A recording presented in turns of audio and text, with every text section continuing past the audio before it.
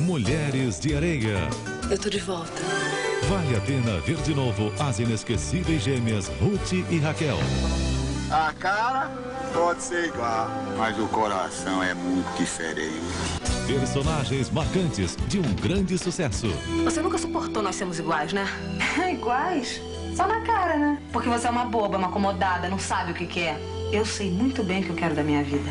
De Ivani Ribeiro, Mulheres de Areia. De volta a partir desta segunda, em Vale a Pena Ver de Novo.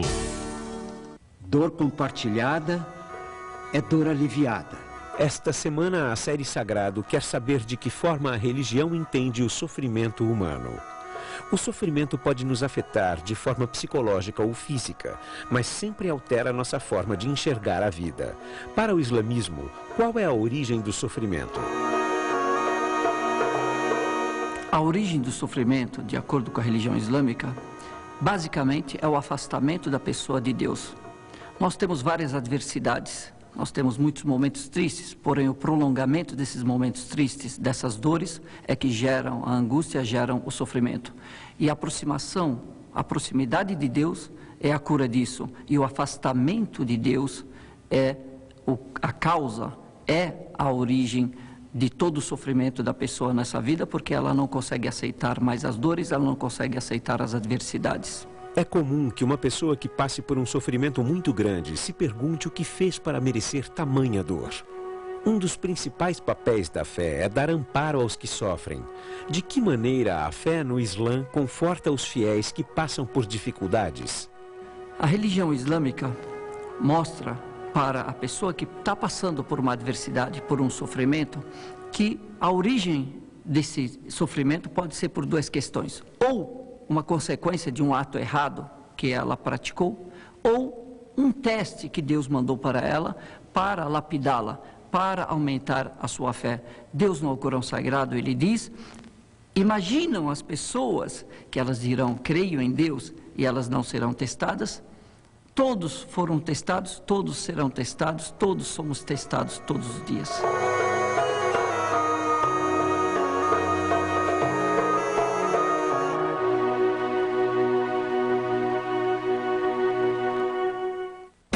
Nesta terça, depois de Fina Estampa, tem as divertidas aventuras dessas duas amigas em Tapas e Beijos. Logo depois, você não pode perder as emoções de O Astro.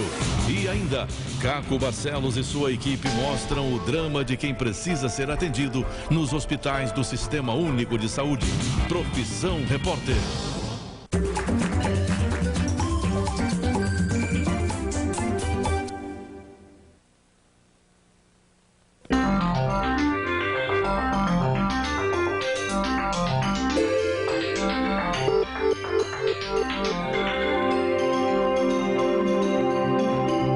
Atenção! Começa agora uma teleaula de manutenção do curso profissionalizante. Você vai assistir a teleaula de número 16. Bons estudos!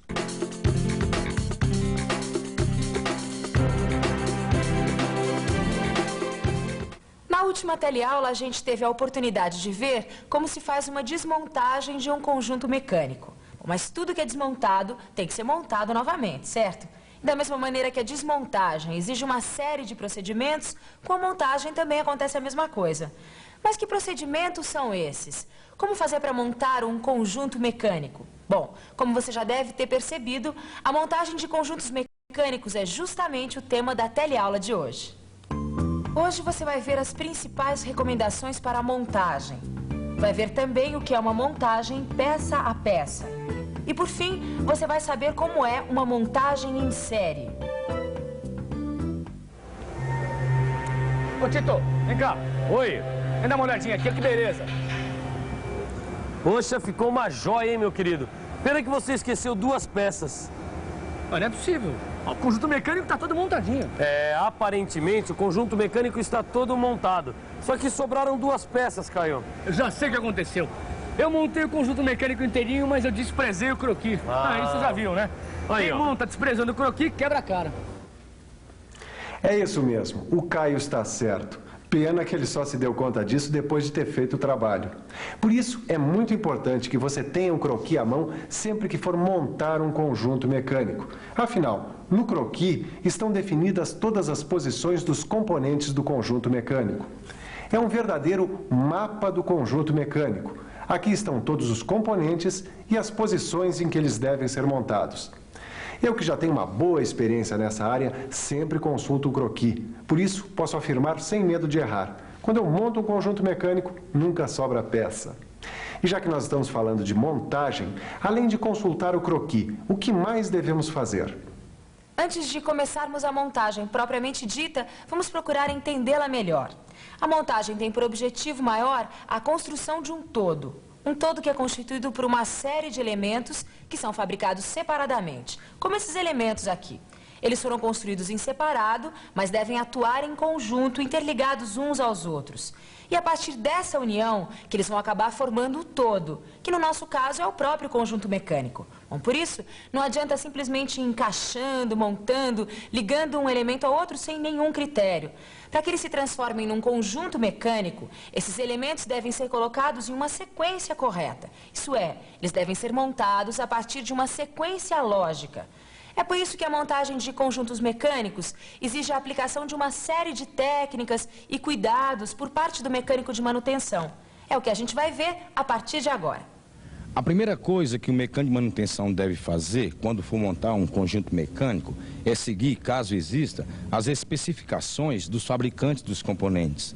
Isso ajuda muito a gente a conhecer esses componentes e como lidar com eles. Mas o trabalho do mecânico de manutenção vai além disso ou não vai? Ou se resume a seguir as especificações do fabricante? Imagina, que é isso, vai muito além, né? O controle de qualidade, por exemplo, né?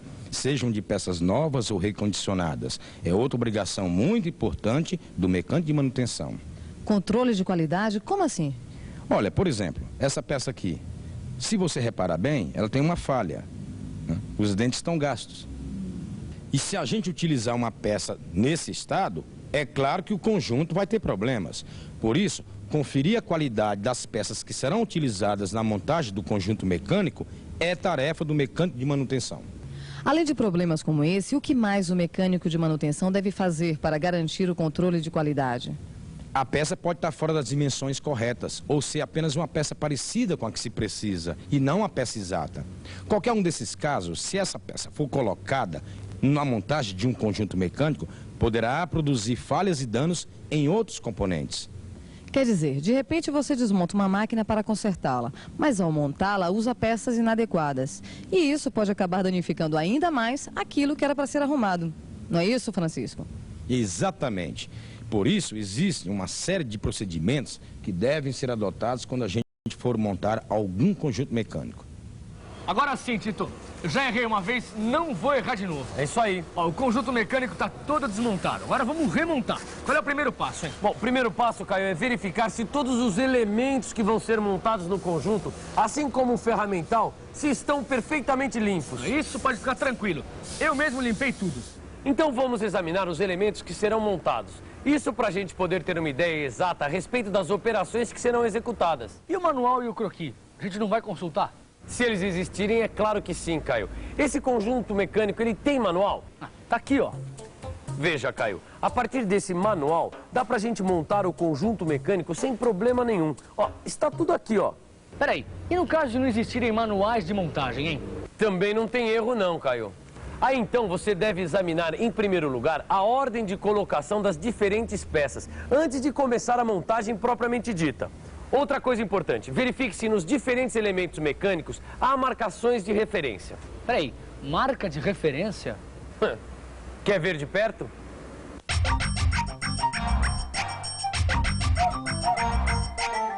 As marcas de referência, quando existem, são de fácil localização. Como essa que aí que você vê.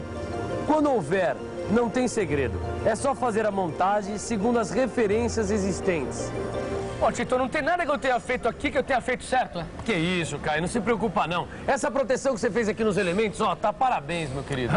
Também depois de tanto trabalho que eu tive para limpar, eu não queria ver esses elementos cheios de impureza. E antes que você diga alguma coisa, eu já vou dizendo que tem um procedimento que eu nunca deixo de tomar. É a pré-lubrificação das peças que se movimentam. Isso eu já aprendi direitinho. Evita desgastes precoces dos elementos mecânicos. Desgastes que são causados pelo atrito. Outra coisa muito importante é fazer testes de funcionamento conforme o equipamento for sendo montado. Tá aí outra coisa que eu nunca deixo de fazer, Tito.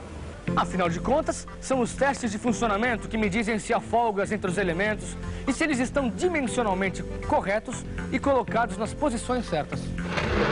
Realmente, a montagem de conjuntos mecânicos só terá êxito se for feita uma pré-lubrificação dos elementos e testes de funcionamento durante e após a montagem. Mas como você viu, não adianta apenas pré-lubrificar as peças quando a gente for montar um conjunto mecânico. Há uma série de outras recomendações durante a montagem. Recomendações de extrema importância e que você deve seguir sempre. E por falar nessas recomendações, nesses procedimentos que devem ser adotados, que tal a gente dar uma repassada neles para que fique tudo em cima? Antes de começar a montagem de um conjunto mecânico, é preciso checar se está tudo limpo, consultar os catálogos ou croquis, examinar a ordem de colocação das peças, verificar se há marcas de referência nos elementos mecânicos, testar e proteger os conjuntos montados. Além, é claro, de não se esquecer da lubrificação. Mas e os métodos para a realização da montagem, como serão? Vamos ver isso melhor? Nos setores de montagem mecânica das indústrias, existem basicamente dois métodos que são usados para a montagem de conjuntos mecânicos. Um desses métodos é o da montagem peça a peça e o outro é a montagem em série.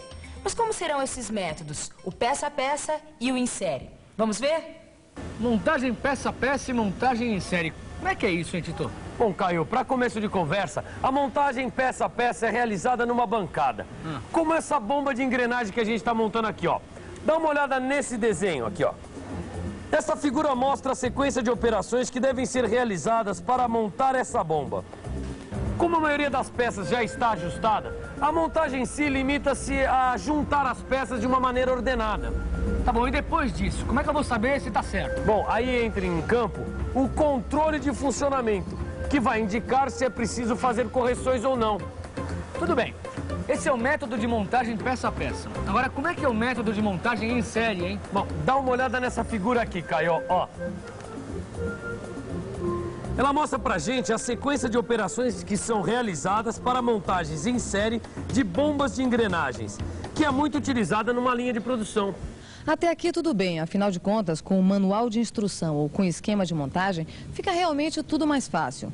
Mas e quando não existe nem uma coisa nem a outra? E aí? O que fazer, Francisco? Nesse caso, o trabalho pode ser um pouquinho mais difícil, mas também nenhum bicho de sete cabeças. É preciso fazer uma análise do conjunto antes de desmontá-lo. Fazer também um croquis que vai mostrar como os elementos estão montados no conjunto. E também anotar os nomes dos elementos na sequência em que vão sendo retirados do conjunto. Aí não tem erro. Depois de fazer isso tudo, é só dar sequência à montagem, que deve ser baseada no croquis e nas anotações feitas anteriormente. Anotou? Então continua com a gente, que agora é hora da revisão. E atenção, se liga aí, que é hora da revisão. Na teleaula de hoje, você ficou sabendo quais as principais recomendações para a montagem de conjuntos mecânicos. Viu também o que é uma montagem peça a peça. E por fim, soube o que é uma montagem em série. Depois dessa teleaula, ficou muito mais fácil montar conjuntos mecânicos. Mas para ficar mais fácil mesmo, basta você ler o seu livro de estudos e resolver todos os exercícios que há nele. Aí sim não vai ter erro. Até a próxima teleaula. A partir desta segunda, um grande sucesso está de volta. Mulheres de Areia. Você é a Raquel? Eu vou, sou a Ruth. Oi. Vale a pena ver de novo a história de Tonho da Lua, um jovem muito especial que se encantou pela doce Ruth, mas vive atormentado pelas maldades de sua irmã gêmea, Raquel. O que tá olhando? Nunca me viu, não? Vai embora daqui que eu não gosto de você. Divani Ribeiro, Mulheres de Areia, de volta a partir desta segunda, em Vale a Pena Ver de Novo.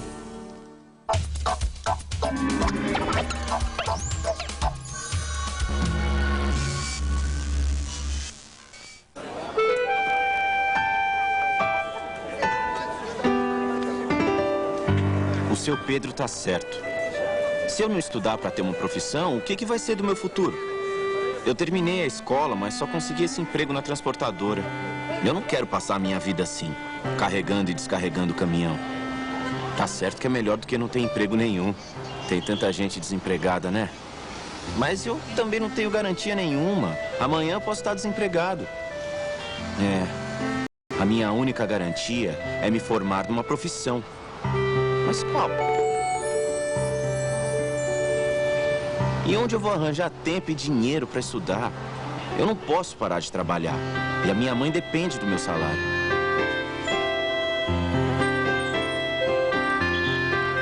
O que eu faço?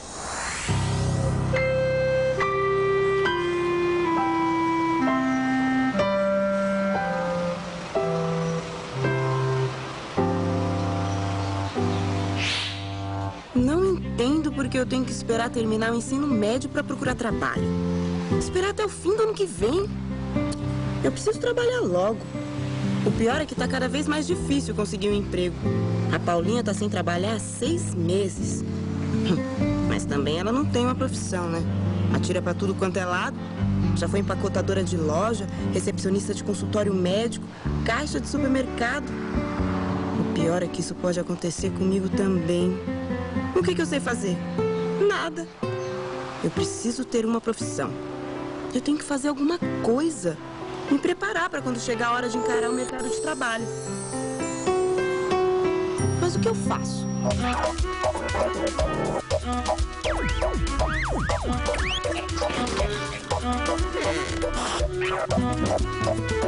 O telecurso técnico. Eu tinha uma excelente oportunidade nas mãos. Eu trabalhava no lugar certo, todo mundo me ajudava. Diziam que eu tinha facilidade para lidar com o computador. E é verdade. Sempre que abria uma vaga melhor lá na empresa, eu não podia concorrer. Mal terminei a escola, eu sentia muita vergonha disso, né? Os colegas todos dizendo, vai lá, essa é sua. E eu não podia. Não era formado numa profissão. No início, eu atendia os clientes. Eles explicavam o problema do computador ou da rede, no caso das empresas. Depois eu falava com os técnicos. A gente trocava uma ideia e assim eu fui aprendendo. Eu decidi fazer o curso técnico em mecânica porque vi que estava perdendo muitas oportunidades. E eu queria mostrar para todo mundo que era capaz. Hoje eu sou chefe de setor e minha família tem mais conforto. E orgulho de mim. Foi aí que eu me toquei que eu podia melhorar de vida. Eu tenho meu filho para criar. Eu fiz o curso à distância em 1 ano e hoje eu tenho uma profissão. Profissão. Atividade para a qual um indivíduo se preparou. O senhor Adriano e a dona Gisela, por exemplo, exercem suas respectivas profissões com sucesso. E os dois se prepararam para isso, formando-se em um curso técnico. Curso é cada um dos programas específicos e organizados segundo a atividade ou profissão pretendida. Sendo assim, os médicos fazem curso de medicina, os engenheiros de engenharia, os advogados de direito. Mas não foram esses cursos que o senhor Adriano e a dona Gisela frequentaram. Os dois se formaram em um curso técnico. Curso técnico é o curso que visa formar profissionais de nível médio. O senhor Adriano fez um curso de técnica em mecânica e a dona Gisela de técnica em montagem e manutenção de computadores e redes. Hoje, os dois exercem suas respectivas profissões e delas obtêm os recursos necessários para manter suas famílias.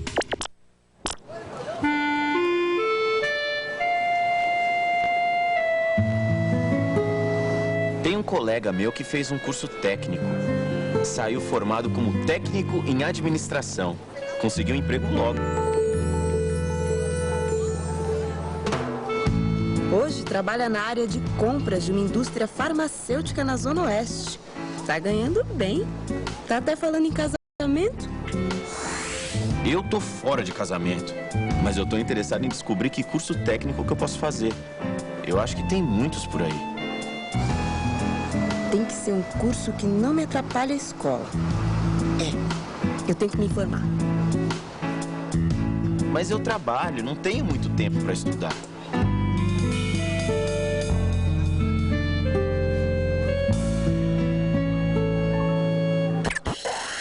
Foi a minha mulher que descobriu o Telecurso 2000. Eu nem sabia que o telecurso tinha curso profissionalizante. Pra mim, caiu que nem uma luva. Eu não podia fazer um curso normal. Eu trabalho muito. No início, eu achei que dava pra eu assistir às aulas na televisão e estudar nos livros. Só que mecânica tem muita matemática e física. Eu comecei a boiar no assunto. Aí eu quase desisti, sabia? Mas veio uma força sei lá da onde. E eu não desisti, não. Eu sou uma pessoa muito determinada, organizada, dedicada. Mas por causa do meu filho e do meu trabalho, não dava para ir estudar em uma sala de aula, que nem todo mundo faz. Por isso que eu escolhi um curso à distância. O meu, no caso, era todo no computador. Perfeito para mim, né? Uma sala do telecurso. Eu comecei a ir lá umas 2 ou 3 vezes por semana e tirava minhas dúvidas com o orientador. E ainda conheci outros alunos. Foi muito bom. Na verdade, essa história de curso à distância, não tem lá muita distância, não. Distância. Espaço que separa 2 ou mais seres, lugares ou objetos. Existem vários tipos de distância, como, por exemplo, a distância entre o Sol e os planetas, a distância entre 2 retas e a distância social. A distância social é a relação de desigualdade existente entre indivíduos ou grupos numa sociedade, consequência das diferenças de classe, nível econômico, profissão e educação. Educação é o processo que o senhor Adriano e a dona Gisela escolheram para garantir sua formação e desenvolvimento profissional, reduzindo assim os efeitos da distância social. Para se educar melhor, eles optaram então pelo ensino à distância. Um tipo de ensino onde a distância não é problema, porque na verdade ela não existe. Tudo está próximo ao aluno. E foi assim, através da educação, que os dois conquistaram sua cidadania. Cidadania. Qualidade ou condição de cidadão. Indivíduo que exerce os seus direitos e cumpre os seus deveres. Ou seja, cidadão é aquele que faz a diferença. É aquele que tem voz.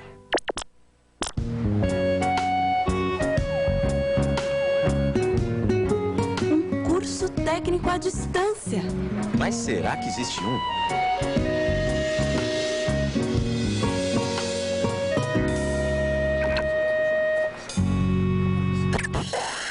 O Brasil é um país com um potencial de crescimento extraordinário e certamente vai demandar a formação de técnicos para os vários setores da economia. Nós temos no Brasil um grande abismo, uma grande tragédia, digamos assim, que são milhões de jovens que terminam o ensino médio e não têm como complementar sua formação profissional e, consequentemente, ficam no desemprego. Pensando nessa demanda, que o governo do estado se empenhou na implantação deste programa.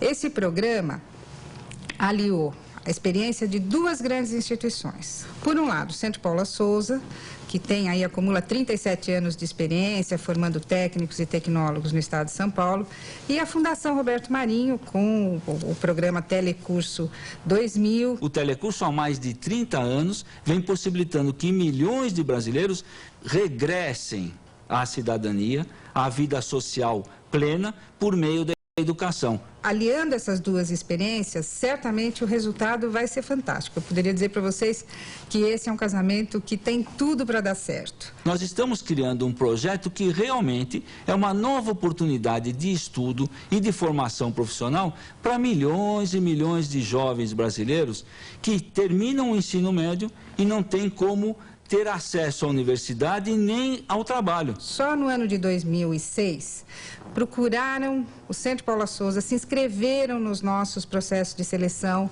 280 mil jovens, concorrendo às nossas 60 mil vagas. E esse programa certamente vai ampliar para todo o Brasil a possibilidade de formação de nossos jovens e adultos que certamente precisam de uma formação para melhorar sua qualidade de vida, ter perspectivas de emprego, de trabalho. Então, esse é o objetivo do programa. Nós vamos também estar formando gente competente, que nas empresas de todo o Brasil poderão prestar o seu serviço e ter a sua formação como cidadãos e como profissionais. Esse programa é composto de 3 módulos. É importante que os nossos alunos saibam que ao término de cada módulo, ele vai ser avaliado. É uma avaliação presencial. Os alunos de todo o Brasil vão estar sendo informados sobre os postos, os locais onde eles vão poder se inscrever para essa prova. E a cada avaliação que ocorre ao término do semestre, o aluno vai obter um certificado.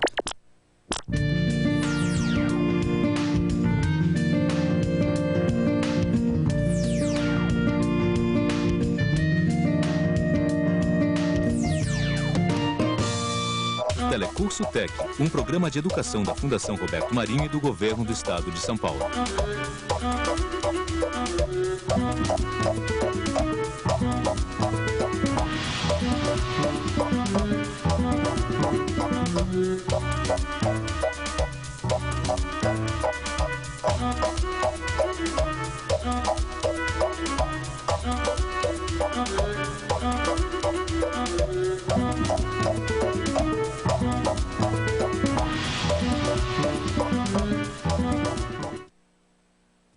Sua tela quente tem algumas dicas de como viajar com o mala do seu pai. Vai ser tranquilo. Primeiro, não deixe o coroa dirigir. Vai, vai! Segundo, não leve os seus bichos de estimação. Mas se tudo der errado, o negócio vai entrar em pânico. Como viajar com o mala do seu pai. Filme inédito com Martin Lawrence. Hoje, em Tela Quente. Reduzir o sal, controlar o peso, se exercitar e consultar regularmente o médico podem tirar você de uma triste estatística brasileira. A hipertensão causa derrames e doenças do coração que matam 2 vezes mais que o câncer, 3 vezes mais que acidentes e 6 vezes mais que infecções, incluindo a AIDS. Quem tem bom coração combate a hipertensão. Acesse eusou12por8.com.br e aprenda a viver mais. Saúde. A gente se liga em você.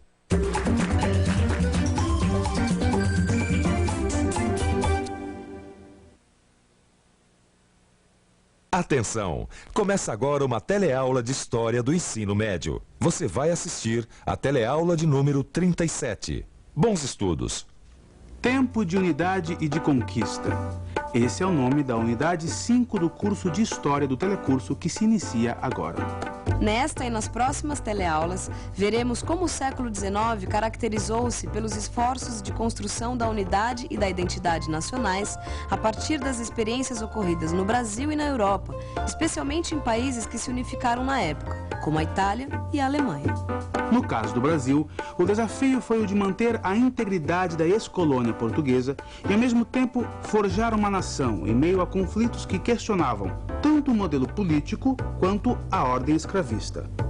Conflitos que deixavam expostos que a realidade negra e indígena da população brasileira contrariava o desejo de sua elite de torná-la semelhante à Europa. No caso europeu e norte-americano, surge paralelamente o movimento de expansão imperialista de capitais e de conquista neocolonial sobre a África, a Ásia e a América.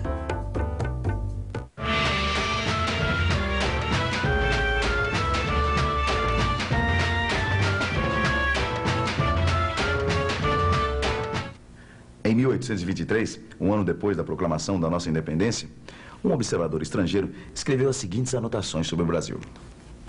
O Brasil é um país nascente, um povoado de habitantes de diversas cores que se aborrecem mutuamente. As capitanias não se podem auxiliar mutuamente por estarem separadas por setores imensos, de modo que aquele país não forma ainda um reino inteiro e contínuo.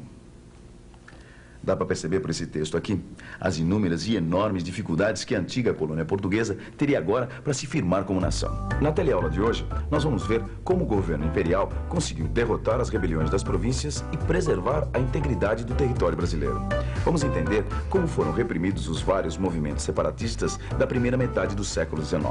Vamos conhecer também alguns momentos políticos importantes, como a renúncia de Dom Pedro I, o período regencial e a chegada do jovem Dom Pedro II ao poder. Você viu que é bastante coisa, hein? Então presta bastante atenção que a nossa teleaula está começando agora.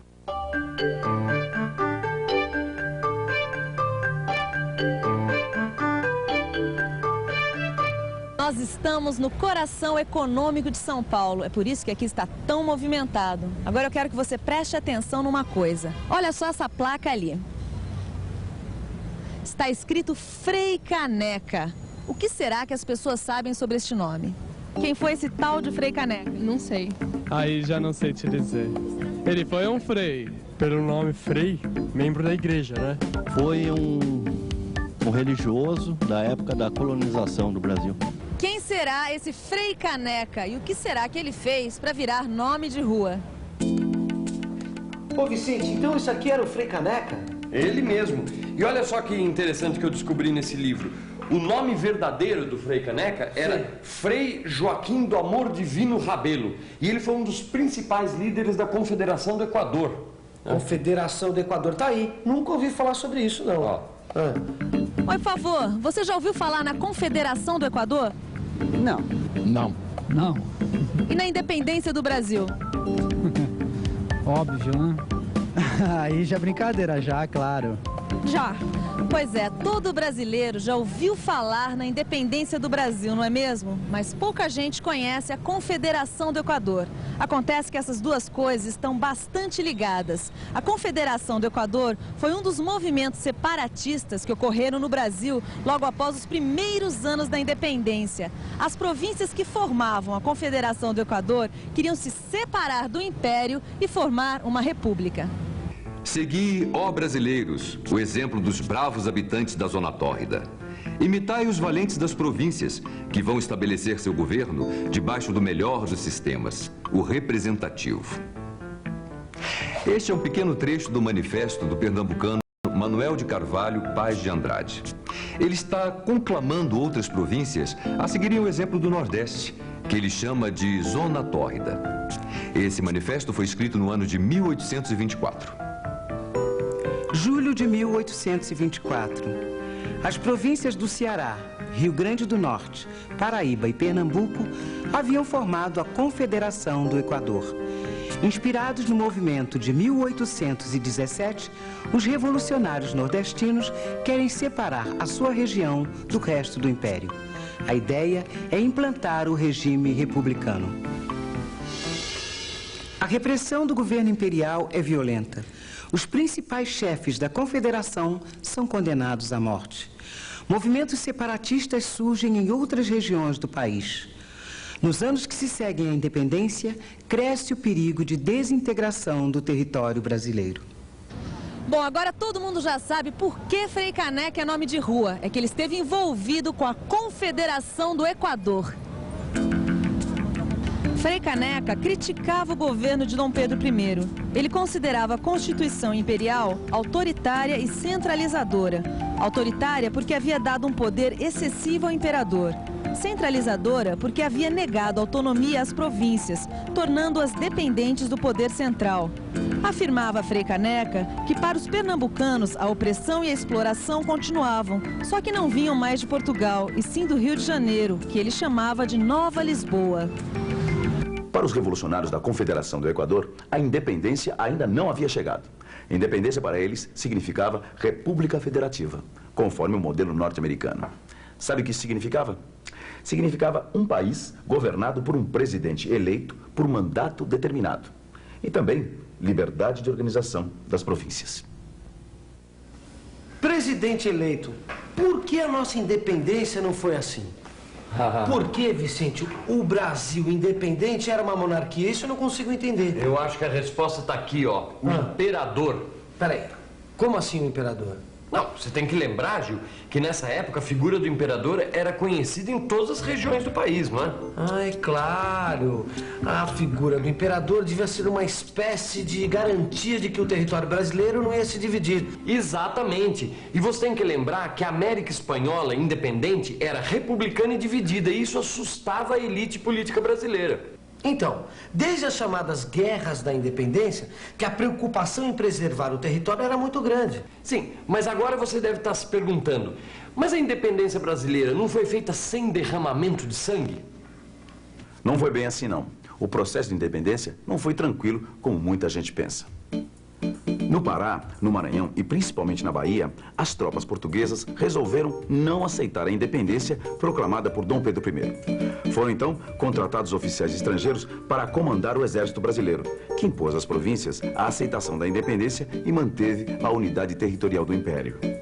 Além de enfrentar as tropas portuguesas e reprimir e sufocar os estados da Confederação do Equador, o governo imperial teve que reprimir a ferro e fogo outros movimentos de separação.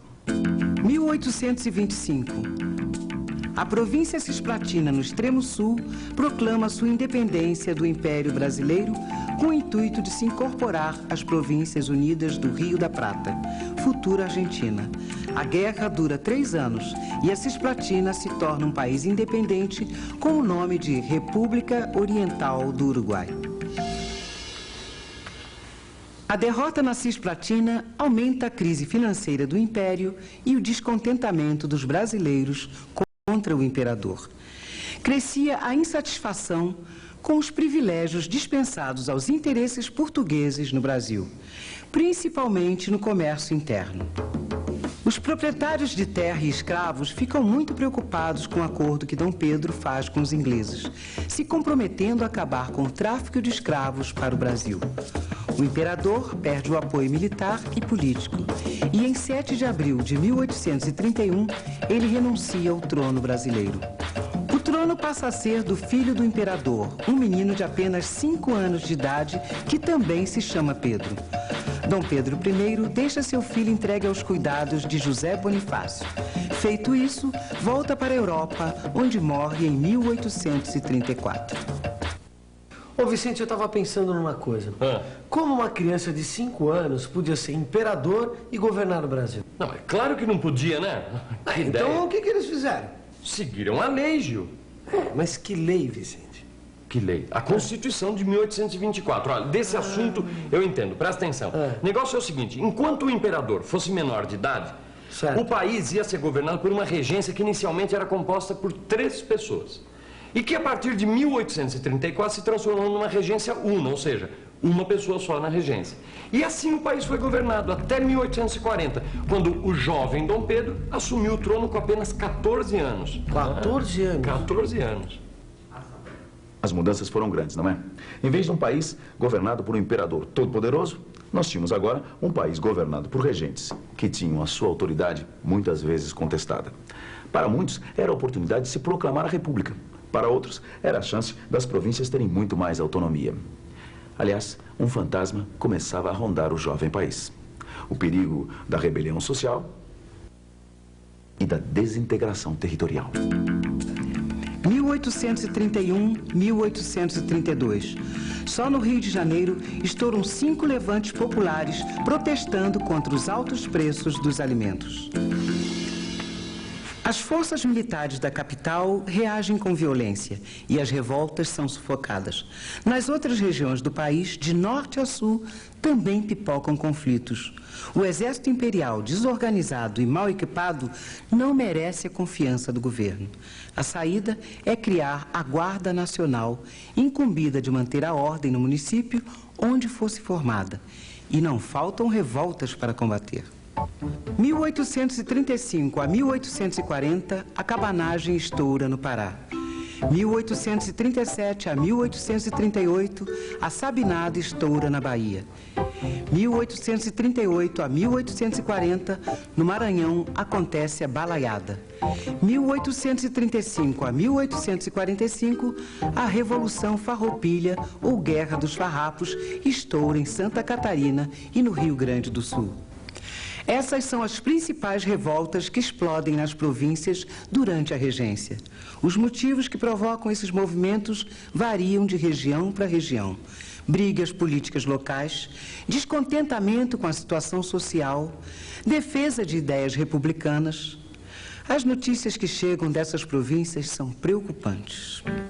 No relatório enviado ao governo regencial, assim era descrita a situação do Pará durante a cabanagem. A insurreição foi geral. Por toda parte, onde houve um homem branco ou rico a quem matar e alguma coisa que roubar, aparecia logo quem se quisesse encarregar desse serviço. E desse modo, ainda hoje, estão em rebeldia todo o Alto e Baixo Amazonas. Todas as mais vilas, lugares, fazendas, casas e choupanas dessa província ou ficaram habitadas por cabanos, se seus donos o eram, ou seus donos, se não fugiram, foram mortos e as casas ficaram ocupadas por cabanos. Anarquia e desordem. Era essa a preocupação da elite política. Mas olha, tente se colocar na posição desses homens. Esses homens possuíam terras, escravos, comércio. Eram, na sua maioria, senadores, deputados, presidentes de província, juízes, militares, advogados. Aliás, essas rebeliões ameaçavam a sua segurança e os seus bens. Mais ainda, ameaçavam a integridade territorial do país. A saída foi fortalecer o poder central. Em maio de 1840, com a aprovação da Lei de Interpretação do Ato Adicional, proposta pelo regente conservador Pedro de Araújo Lima, foram retiradas das províncias várias de suas atribuições, principalmente no que se referia à nomeação de funcionários públicos. Em julho, graças à iniciativa dos liberais, foi decidida a antecipação da maioridade de Pedro II, que assim pôde subir ao trono. Dessa forma, estava de volta a autoridade imperial. Mas Dom Pedro II ainda não estava livre das agitações. A Revolução Farroupilha ameaçava transformar as províncias do Sul em repúblicas independentes. Em 1842, foi necessário esmagar revoltas liberais em São Paulo e Minas Gerais. Afinal, a Guerra dos Farrapos se encerrou em 1845. A Revolução Praieira de 1848, em Pernambuco, foi a última manifestação da agitação dos primeiros tempos do Brasil independente. Até 1850, todas as revoltas provinciais foram controladas. Foi a vitória do projeto centralizador posto em prática pelos políticos conservadores. Graças a essa política centralizadora e conservadora, o Estado Imperial conseguiu manter a integridade do território nacional. Vamos revisar como foi esse processo? E atenção, se liga aí que é a hora da revisão. Na teleaula de hoje, você conheceu alguns desafios do Brasil independente para manter a unidade do seu território. Conheceu os movimentos separatistas que foram enfrentados a ferro e fogo pelo governo imperial. Também se lembrou de fatos importantes, como a renúncia de Dom Pedro I, o período regencial e a antecipação da maioridade de Pedro II.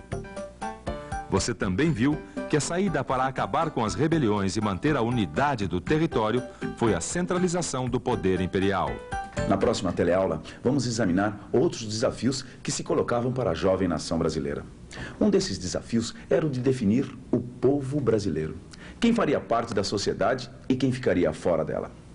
Quem seria cidadão? Quem teria direito de voto? Que significava, afinal, ser liberal ou conservador? Na próxima teleaula, você vai saber a resposta a todas essas perguntas. Até lá! A partir desta segunda, vale a pena ver de novo Mulheres de Areia. Gostou da surpresa? Gostei, mas eu ainda não tô acreditando no que eu tô vendo. Ruth e Raquel, gêmeas idênticas de personalidades opostas, disputando o amor do mesmo homem. Que brincadeira é essa? Eu te falei que eu tinha uma irmã. Mas não que eram gêmeas. A partir desta segunda, um grande sucesso está de volta. De Ivani Ribeiro, Mulheres de Areia, em Vale a Pena Ver de Novo.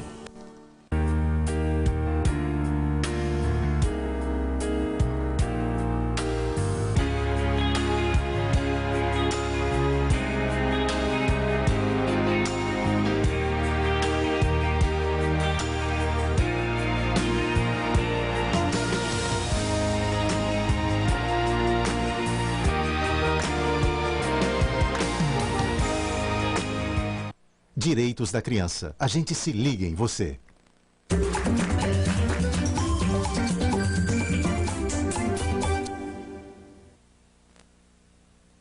Atenção! Começa agora uma teleaula de língua portuguesa do ensino fundamental. Você vai assistir a teleaula de número 70. Bons estudos!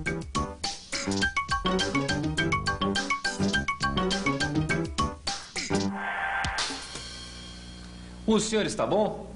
Os senhores está bem? Os senhores estão bem? Ou será os senhores estão bons?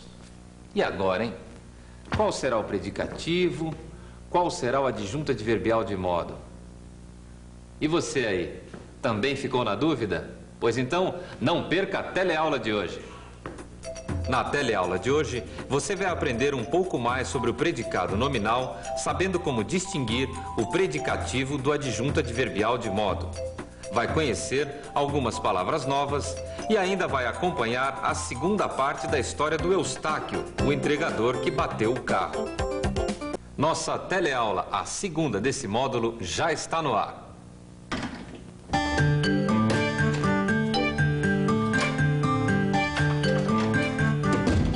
Não acreditei. O cara lá caiu no chão e ninguém fazia nada. Uma tremenda falta de solidariedade, pô. Oi. Olá. Oi, Lígia. Tá gostando da história? Eu só tô um pouco preocupada com essa história do Eustáquio não ter chamado a perícia. Eu só quero ver como é que vocês vão resolver essa situação. Eustáquio, tá lembrado de quem a Lígia tá falando?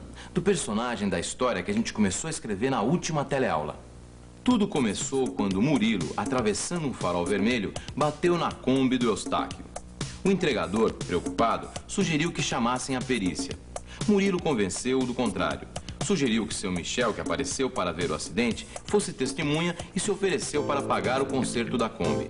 Eustáquio, um pouco contrariado, acabou se convencendo a não chamar a perícia. Pegou o endereço do Murilo e no dia seguinte foi até a casa dele. Bom dia, o senhor é o pai do Murilo? Sou eu mesmo. Muito prazer. Meu nome é Lúcio. Eustáquio. Por favor. Eu pedi para você vir até aqui para me explicar melhor aquela história fantástica que me contou pelo telefone. Olha, história fantástica não tem nada de fantástico, é muito simples. Seu filho ontem à noite passou no sinal vermelho e bateu na minha Kombi. Sei. E pediu que eu trouxesse o orçamento aqui que ele pagaria. Um momento. Meu filho está na praia desde ontem com os amigos. Qual foi o carro que bateu no senhor? Ué, um Gol. Inclusive ficou com o para-choque todo torto por causa da batida. Vamos lá na garagem, dar uma olhada no carro. E agora? O que será que o desolado Eustáquio vai encontrar? Eu estou angustiado, triste, preocupado, ansioso. Agora, desolado? Essa eu não entendi, não. Se nem o Eustáquio sabe o que é desolado, só tem um jeito. Tá aqui. Vamos lá. E... voltando... Desolado. Adjetivo. 1. Que apresenta aspecto de desolação. 2. Triste, inconsolável. Eu tô triste mesmo e inconsolável. Mas também não é pra menos, viu? Porque essa história ainda vai dar muito problema.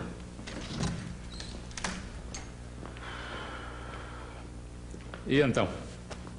Ué, mas é esse mesmo carro? E se esse é o mesmo carro, onde é que está o para-choque torto? Ué, eu sei lá. Eu até anotei o número da placa. Olha aqui, é a mesma placa. Olha, eu sinto muito, mas esse carro está perfeito.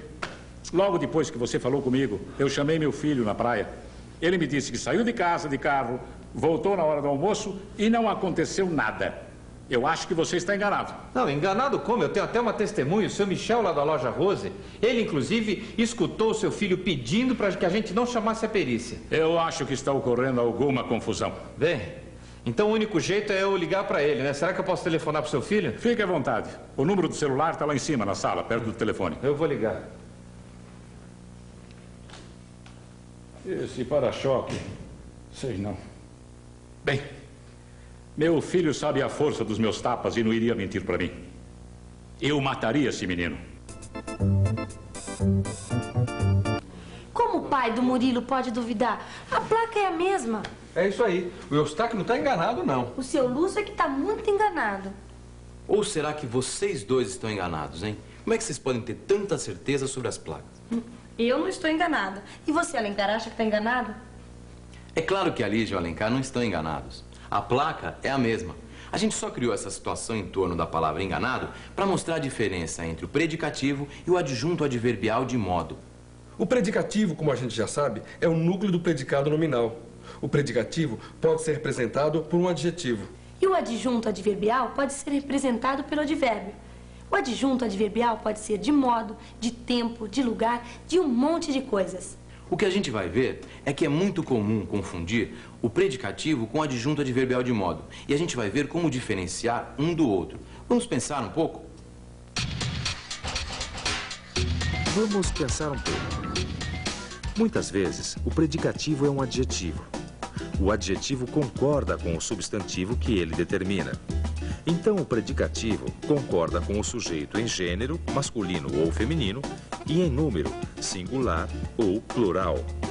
Já o advérbio é sempre invariável. Não varia em gênero nem em número. Quer dizer que o adjunto adverbial não vai variar. Aí fica simples. Se o adjunto adverbial é invariável e o predicativo varia em gênero e número, se a gente tiver dúvida, é só mudar o substantivo e ver como fica. Vamos pensar em alguns exemplos? O senhor está bom? Vamos ver se bom, nesse caso, é um predicativo ou um adjunto adverbial de modo. O senhor está bom? A senhora está boa? Os senhores estão bons? As senhoras estão boas? Como a gente viu, a palavra bom acompanha o substantivo, alternando o número e o gênero. Por isso, ela é um predicativo. E se fosse você está bem, ao invés de você está bom? Qual é o plural da frase você está bem? Vocês estão bem. Vocês estão bem. Vocês estão bem? Vocês estão bem? Então, é fácil. Já que bem é invariável, é um adjunto adverbial de modo. Agora, o próximo exemplo é com você. Você vai responder se a palavra destacada é um adjunto adverbial de modo ou um predicativo. Vamos lá? Eustáquio começou a falar clara e pausadamente. Com que isso? O que você está me falando? Não quero mais falar com você. Tá louco, cara. Seu filho é um cínico, um canalha, um caloteiro. Você lave a boca, rapaz. Eu não admito essas coisas dentro da minha casa. Afinal de contas, o que é que vocês conversaram? Ele negou tudo, não assumiu nada. Mas eu não avisei você. Eu estou cansado de falar que você está enganado. Ele disse que quer falar com o senhor aí. Alô, meu filho, o que é que está acontecendo? Ô, paizão! Se você me escondeu alguma coisa, eu te arrebento. Ô, pai, sinceramente, eu não sei de nada, não. Vai ver que esse cara bateu num outro carro, mas não no meu. Eu estou tentando explicar isso pra ele inutilmente. Sabe o que é? Vai ver que foi um outro gol que fugiu e de sacanagem deram a chapa do nosso. Pode ser que tenha sido isso. Pai, sinceramente, eu tô até com pena desse rapaz, viu? Mas pra falar a verdade, eu não sei de nada disso que tá acontecendo, não. Ô pai, vê se me dá um tempo, deixa eu descansar da escola, tem dó, né? Sim, meu filho. O senhor está mal da cabeça. Eu conheço meu filho e ele me conhece muito bem. Pega sua trouxa, suas testemunhas, o diabo, e vá à polícia antes que eu lhe quebre a cara. Seu aproveitador de uma vida. O senhor e seu filho são dois cínicos, canalhas, caloteiros que vocês são. O senhor e seu filho são dois cínicos, canalhas e caloteiros. Cínicos, canalhas e caloteiros. Ficou louco, Machado? Mas o que você quer? O Eustáquio está indignado, se sentindo enganado, traído. Eu acho que ele ficou louco. Não sabe nem mais o que está falando. Pois eu sei muito bem porque eu chamei o Murilo de cínico, canalha e caloteiro. É, cínico porque ele é um hipócrita. Canalha porque ele é um ordinário. E já quando eu chamei ele de caloteiro, eu quis dizer que ele é um trapaceiro, é isso que ele é.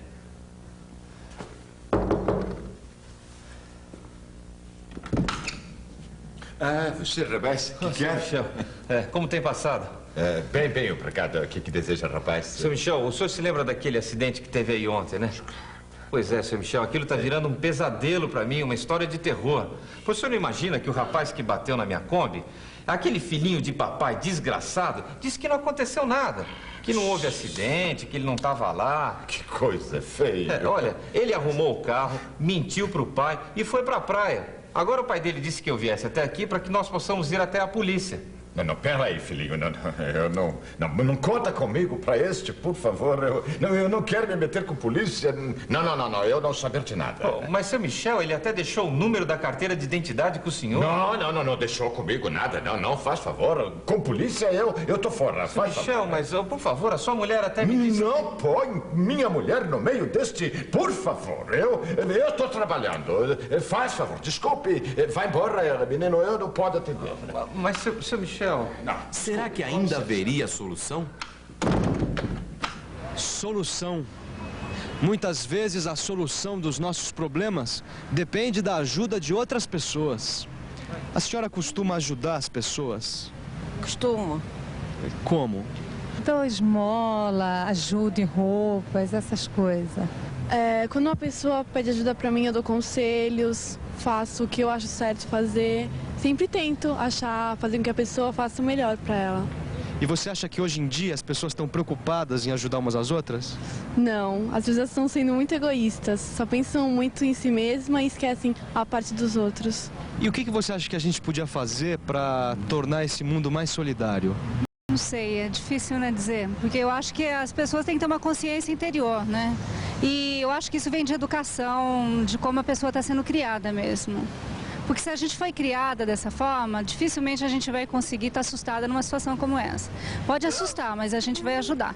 E você? Você acha que existe alguma maneira de fazer as pessoas mais solidárias? Solidariedade, essa é a palavra. É isso que está faltando nessa história. Calma, a gente ainda não terminou. É que hoje, eu e o Alencar vimos um acidente e ninguém fez nada. O que a gente quis mostrar é que as pessoas andam muito pouco solidárias. Eu quero ver como vocês vão resolver o problema do Eustáquio. Tá ficando cada vez mais complicado. Isso a gente vai pensar depois. Porque agora, vamos revisar o que a gente viu na teleaula de hoje. E atenção, se liga aí, que é a hora da revisão. Na teleaula de hoje, você viu que muitas vezes a gente pode confundir adjunto adverbial de modo com predicativo. E que para saber se é uma coisa ou outra, a gente deve mudar o substantivo a que o termo está se referindo. Você viu uma nova parte da história do Eustáquio. E viu que o problema que ele está enfrentando está cada vez maior por causa da falta de solidariedade. Também está curioso para saber como o Machado e o Alencar vão resolver o problema do Eustáquio? O jeito é esperar a próxima teleaula. Até lá!